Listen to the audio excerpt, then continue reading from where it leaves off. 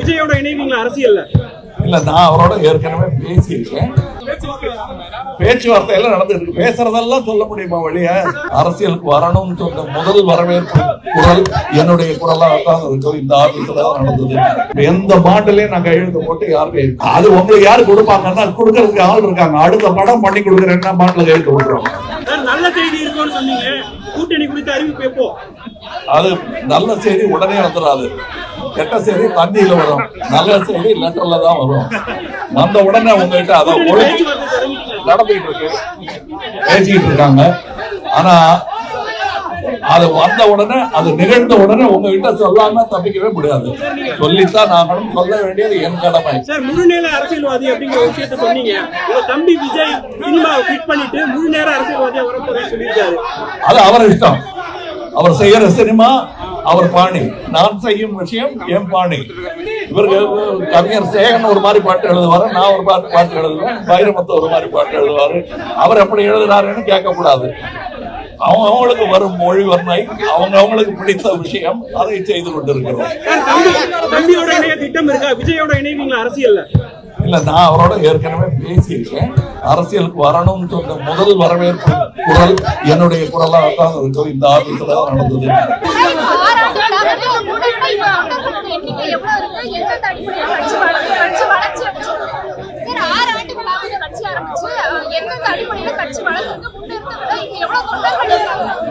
இல்ல, கட்சியின் வளர்ச்சி இப்ப நான் சொன்னேன் தெரியுமா, கோயம்புத்தூர்ல தோத்துட்டீங்களே அப்படிங்கும் போது அந்த எண்ணிக்கை நீங்க கொடுக்கிற கணக்கு நான் பார்த்த கணக்கு எல்லாம் பார்க்கும்போது 1728 ஏதோ ஒரு எண்ணிக்கை வருதுங்க.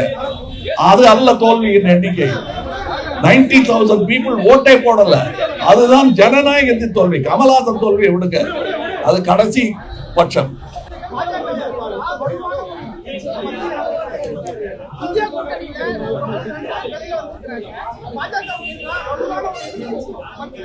இல்ல, எல்லாரும் நீங்க வந்து ஒரு கட்சியின் பெயரை சொல்லி அவர்களுக்கு எதிராக, பாஜகவுக்கு எதிராகிறாங்க. மக்களுக்கு எதிராக நடந்து கொண்டிருக்கும் விஷயங்களுக்கெல்லாம் குரல் கொடுக்க வேண்டிய நீங்கள் அது ஒரு கட்சி தான் பண்ண முடியுமா? அது எல்லா கட்சியும் சேர்ந்து அதான் மக்களுக்கு இவ்வளவு விரோதமான செயல்கள் செய்ய முடியும். No, you cannot take anything directly. I will tell you directly. No, I haven't.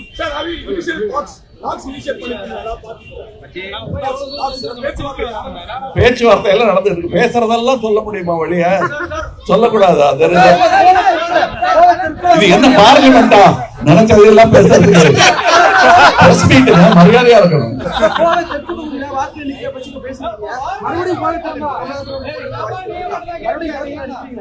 அது நம்ம அலையன்ஸ் பேசும்போது எல்லாரோடையும் கலந்து ஆலோசித்து விட்டு சொல்ல வேண்டிய பதில். நான் மட்டும் தனியா சொல்ல முடியாது. அதுவும் நான் கண்டிப்பா சொல்றேன். உங்களுக்கு டார்ச்சலைட் இப்ப எங்களுக்கு கிடைத்திருப்பது நன்றி சொல்றேன். ஒரு பக்கம் எலெக்ஷன் கமிஷனை திட்டுறாங்க, எல்லாரும் இந்த மாதிரி பண்றாங்க, அடிக்கிறாங்க பெயர்கள் எல்லாம்.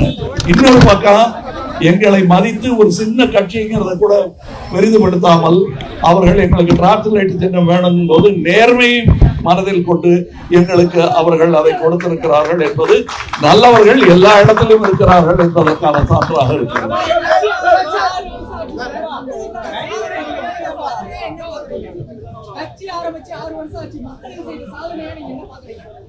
இன்னும் நாங்க பாண்டுல கையெழுத்து போட்டு வாங்கல எதுவும். அது முதல் சாதனை, கடைசி சாதனையும் அதுதான், ஏன்னா உச்சகட்ட சாதனையும் அதுதான். எந்த பாண்டிலையும் நான் கையெழுத்து போட்டு யாருக்கும் அது உங்களுக்கு யாரு கொடுப்பாங்கன்னா கொடுக்கறதுக்கு ஆள் இருக்காங்க. அடுத்த படம் பண்ணி கொடுக்குறேன்னா பாண்டில கையெழுத்து போட்டுருவாங்க. கான்ட்ராக்ட்ல கையெழுத்து போடுறவங்க ஒரு 10 கோடி ரூபாய் கொடுக்க மாட்டாங்களா? ஆனா வாங்கல. அங்கிருந்து ஆரம்பித்த பல சாதனைகள் இருக்கிறது. அதை இப்ப சொல்ல வேண்டியதில்லை, நேரம் வரும்போது இல்ல. இன்னொன்னு, நீங்க வந்து என்ன கேட்டு தெரிஞ்சுக்கிறத விட நீங்க எனக்கு சொல்லணும். கிராம சபைங்கிறத நான் கண்டுபிடிக்கல. அது ஏற்கனவே இருந்தது, காந்தியார் சொன்னது. ராஜீவ் அவர்கள் அதை வலியுறுத்தி கொண்டு வரணும்னு சொல்லி கொண்டு வந்தது. 25 வருஷம் தூசி படித்து இருந்த விஷயத்தை தூசி தட்டி கொண்டு மக்களுக்கு எடுத்து முன்வைத்தது மக்கள் நீதி மையம் தான். இதுக்கு அடுத்த கட்டமாக அர்பன் ஏரியா சபைகளையும் நடத்த திட்டமிட்டிருக்கிறது. அதுக்கு எலெக்ஷனுக்கு சம்பந்தமே இல்லைங்க, தொடர்ந்து நடத்த வேண்டிய விஷயம். சார் நீங்க சார்